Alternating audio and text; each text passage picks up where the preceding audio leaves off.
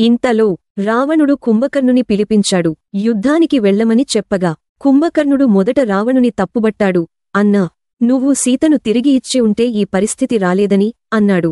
కాని తాను రాక్షస వంశపు కీర్తి కోసం అన్న వాక్యానికి లోబడుతూ యుద్ధానికి బయలుదేరాడు. అతను సమరరంగంలో అడుగుపెట్టగానే వానరసేనకు భయం వేసింది.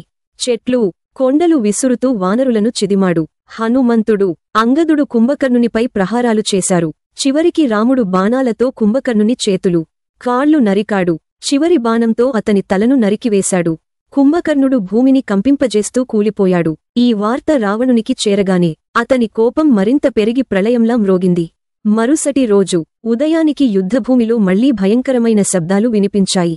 రావణుడు తన అద్భుతమైన రథంపై శివాస్త్రాన్ని చేత పట్టుకుని దిక్కులు దద్దరిల్లేలా గర్జించాడు. రామా, నన్ను ఓడించగలవా చూడు, దేవతలు కూడా భయపడే నా శక్తిని నీవు చూడబోతున్నావు అని.